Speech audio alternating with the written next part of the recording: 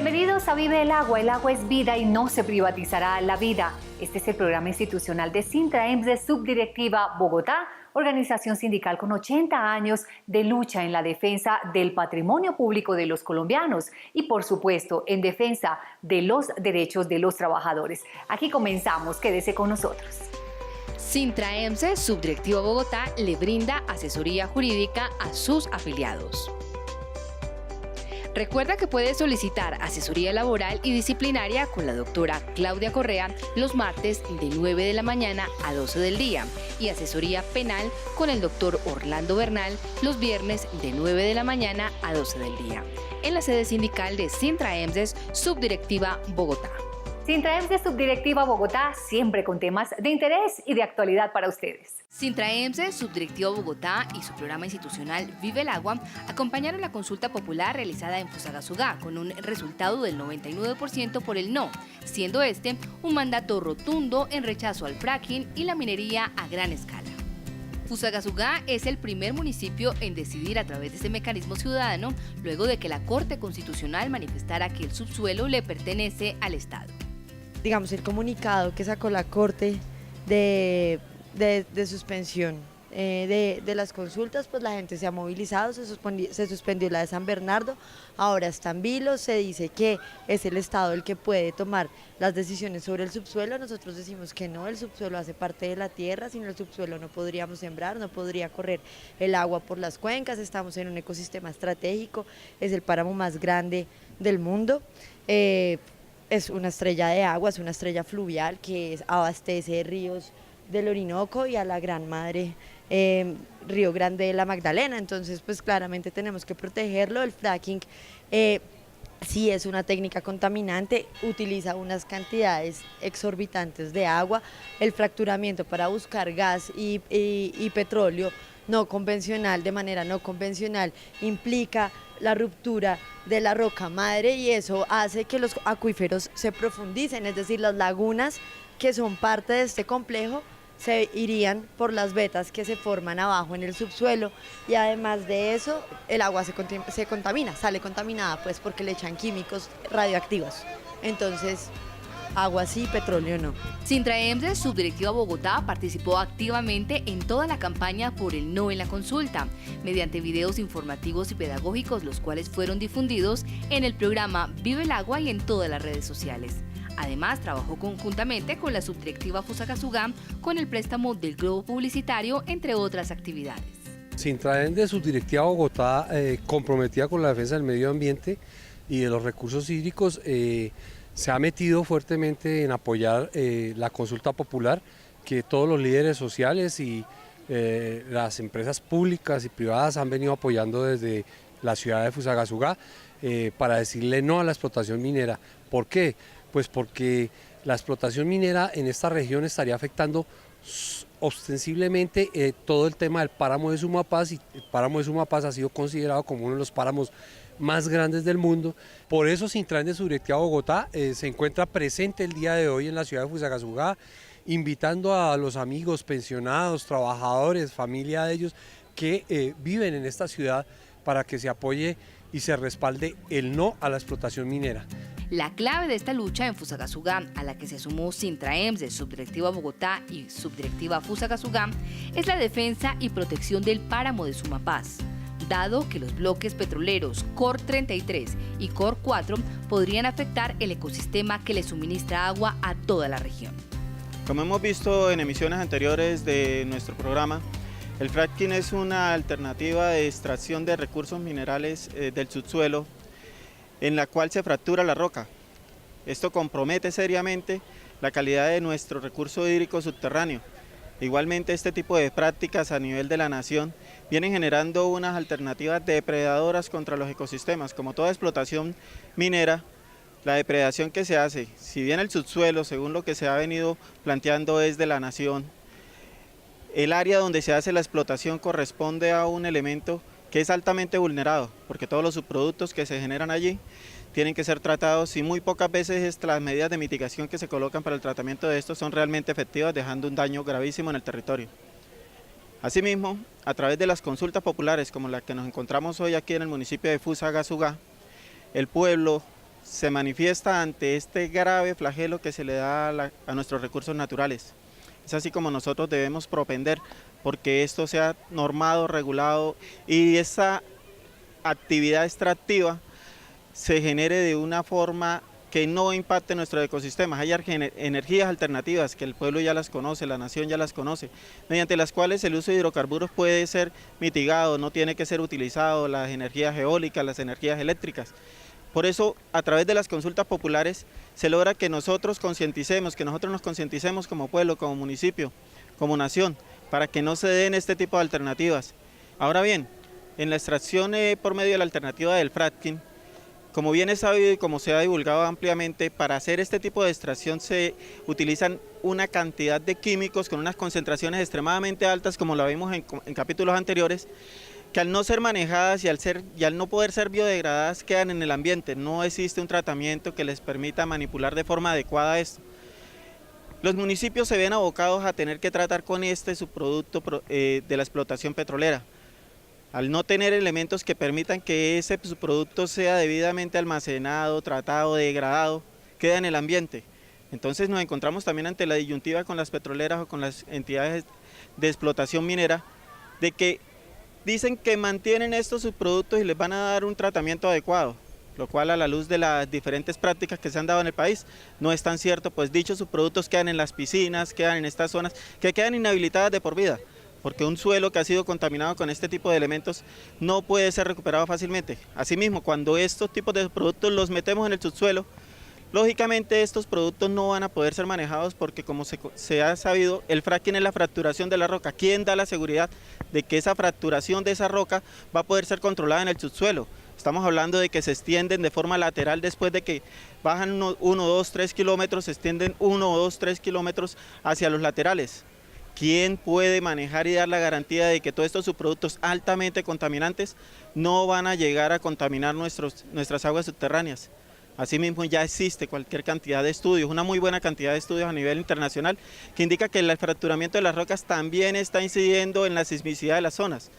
Entonces estamos ante un evento que le falta mucho estudio, le falta mucho análisis. Entonces, ante esto, el principio de precaución debe ser altamente utilizado en este tipo de alternativas de explotación de hidrocarburos. El fracking y la minería a gran escala también le preocupa al municipio de San Bernardo, cuya consulta fue suspendida, pues también estaba prevista para el pasado domingo 21 de octubre.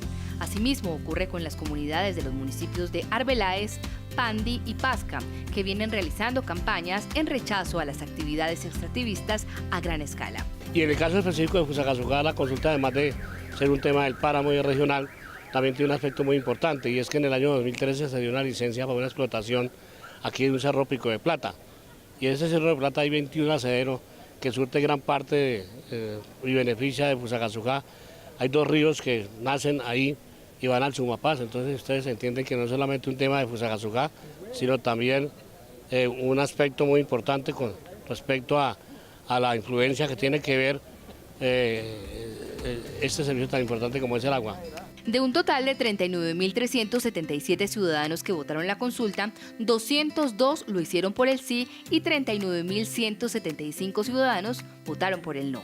Es un mensaje para Colombia, donde el pueblo de Fusagasugá le está diciendo a Colombia y al mundo que sí es posible desde abajo, desde la comunidad, desde los sectores populares, oponerse a proyectos que van a favor de las multinacionales. Creo que es lo más importante que hay acá. Y vemos que la consulta es un proceso de educación, de formación, de defensa del territorio, de defensa del agua, y este Sumapaz está reviviendo. Es un Sumapaz que tiene profundo arraigo campesino, profundo arraigo de sectores populares que hoy se están manifestando por lo fundamental, que es el agua y que es la vida.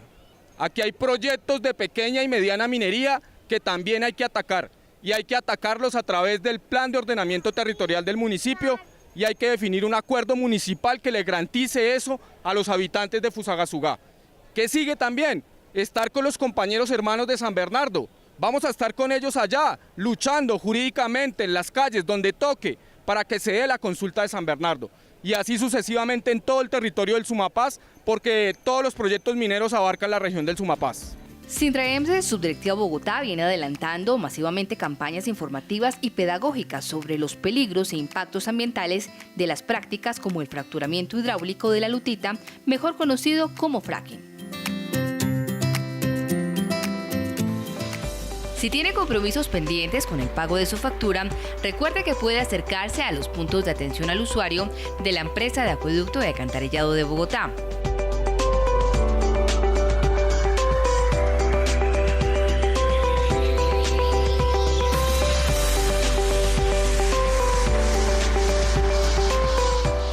Recuerde actualizar sus datos y consultar el estado de su factura en www.acueducto.com.co.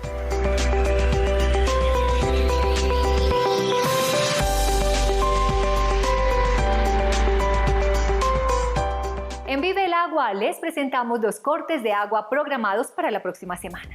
Los siguientes son los cortes de agua programados por la empresa de acueducto, alcantarillado y aseo de Bogotá para la siguiente semana.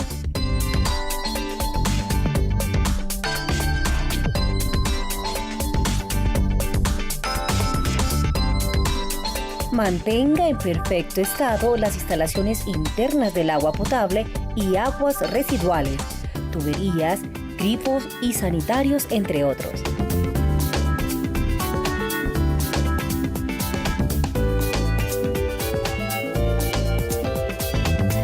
Lave los tanques de almacenamiento mínimo 2 veces al año. Almacene en los tanques suficiente agua para el tiempo que dure la suspensión del servicio. Si almacena agua en vasijas, manténgalas tapadas y consúmalas antes de 24 horas.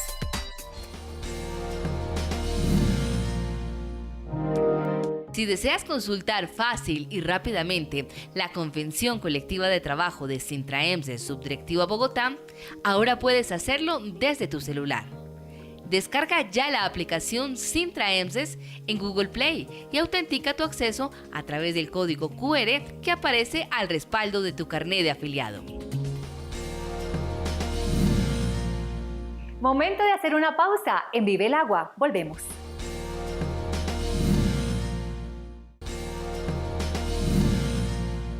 Gracias por continuar con nosotros en Vive el Agua. Continuamos con más información. En Vive el Agua, contexto latinoamericano.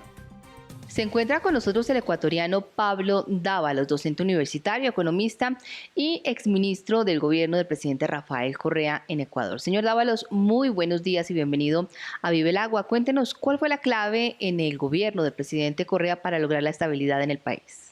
Bueno, el Ecuador tiene dos momentos. Un momento antes de la dolarización, que fue en 1999, que vivió un periodo de profunda inestabilidad económica y política, y después de la dolarización, un momento de estabilidad. Con el presidente Correa, a partir del año 2007, además, el Ecuador vivió un proceso de crecimiento de la economía. La economía prácticamente se duplicó, el ingreso per cápita de los ecuatorianos se duplicó gracias a que el presidente Correa hizo una fuerte inversión en obra pública. Entonces, si queremos encontrar la clave del crecimiento del Ecuador, está en el gasto en inversión en obra pública del presidente Correa, que invirtió un promedio de alrededor del 20% del Producto Interno Bruto en inversión pública. ¿Qué cambios se implementaron en la economía ecuatoriana para lograr el progreso de los últimos años? En el Ecuador se cambió la Constitución en el año 2008. El nuevo texto constitucional establece una fuerte presencia del Estado, pero sobre todo derechos. Entre ellos también en el Ecuador se declaró el derecho al agua, los derechos de la naturaleza, la necesidad de planificación en el Estado ecuatoriano. A partir de eso se dio un proceso de inversión pública, un proceso de crecimiento sustentado en la demanda, se incrementaron los salarios. En el Ecuador, este momento el salario mínimo vital está en alrededor de 1.200.000 pesos, ¿no? Y la capacidad de negociación de los sectores sociales es importante, es fuerte. Es decir, hay reconocimiento a los derechos sindicales de la población ecuatoriana. Esto significa que la población puede exigir y luchar mejores condiciones de vida y mejores niveles salariales. ¿Qué opina de la economía colombiana, que durante los gobiernos de los presidentes Uribe y Santos se ha basado principalmente en el modelo extractivista? Colombia está atravesando un momento interesante y toda América Latina ve con buenos ojos los procesos de progresiva democratización de Colombia y además que Colombia está transitando el camino de la paz. Se quiere la mejor apuesta para construir una economía más sólida, es apostar a la paz. En ese sentido, consideramos que más allá del extractivismo, Colombia debe apostar a recuperar la capacidad adquisitiva de los hogares colombianos, incrementar los niveles de salario mínimo, por ejemplo, reducir los niveles de tasas de interés, incrementar la inversión pública, en infraestructura vial, etcétera.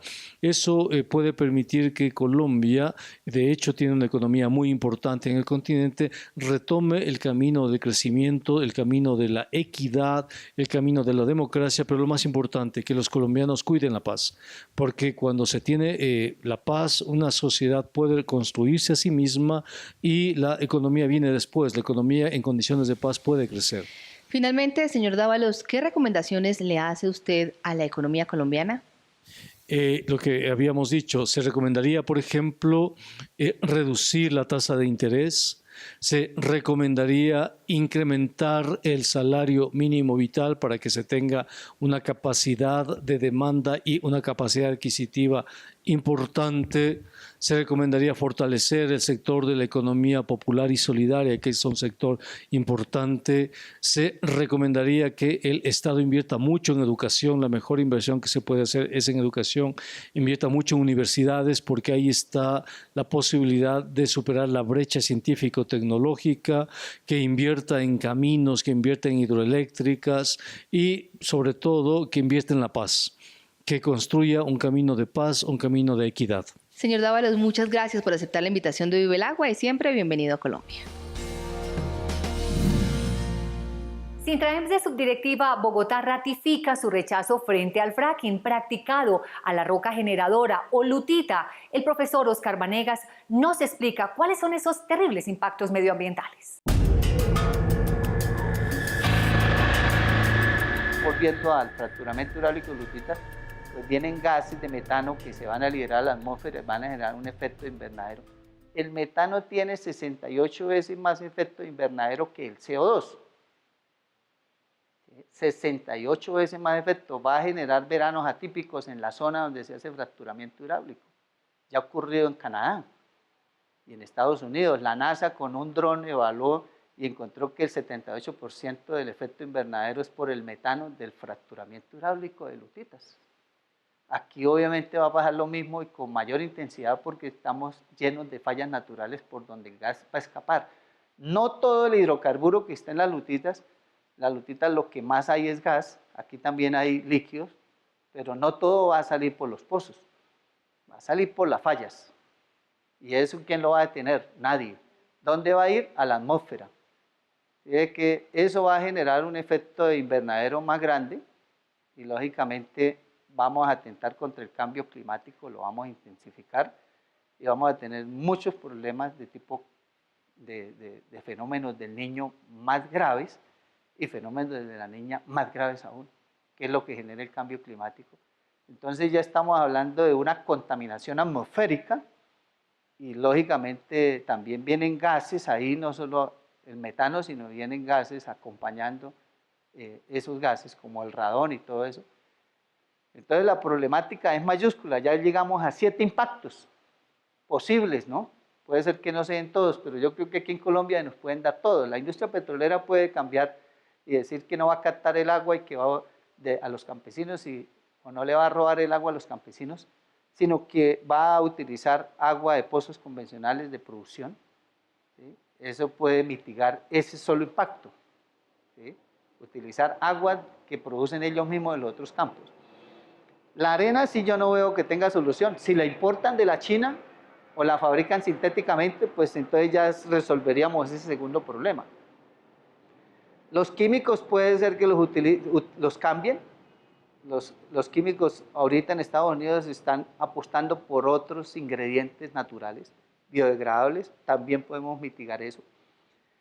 Desde el punto de vista de la radioactividad de la roca, pues eso sí es natural, la lutita es radiactiva, por naturaleza eso sí no lo puede quitar. Puede ser que cuando esos ripios salgan a la superficie le hagan un tratamiento especial y los entierren en algún sitio especial y no los dejen ahí, sino sean concentrados en algún lugar. Puede ser que por la normatividad se les exija, entonces lo podemos mitigar también y que se lo lleven por allá para el desierto de la Tatacoa, todo. Puede ser, así como las basuras que se concentran en un solo punto. Entonces tendríamos de los 7, 4 mitigados, pero los otros 3 no. No vamos a poder controlar la sismicidad que se va a generar, ni la migración de los fluidos o hidrocarburos por las fallas naturales, porque las fallas ya están ahí, son de cizalla, están abiertas, es la autopista de migración del crudo, eso no lo van a mitigar, y lógicamente la contaminación atmosférica por escape de gases, de metanas o gas natural, tampoco la vamos a mitigar. Entonces, la industria con mucho esfuerzo dirá que podrá de los 7 mitigar 4, los otros 3 no. Y yo creo que aquí en Colombia, con lo irresponsables que somos, con la normatividad tan laxa que hay, que los organismos de control no vigilan, no controlan, yo creo que no van a mitigar ninguno.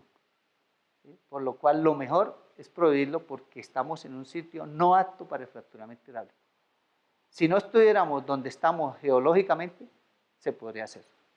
¿Sí? Inclusive se podría hacer como lo han hecho en Estados Unidos, dense cuenta que en Estados Unidos lo han hecho donde no hay fallas naturales, donde no hay sismicidad y han tenido impactos, problemas. Ahora imagínense nosotros, y eso que ellos son científicos y más avanzados, a eso es lo otro que hay que mirar, países desarrollados donde son más científicos han prohibido el fracturamiento hidráulico, como en Europa, el caso de Alemania, de Francia, de Irlanda y otros países, muchos estados de Estados Unidos lo han hecho.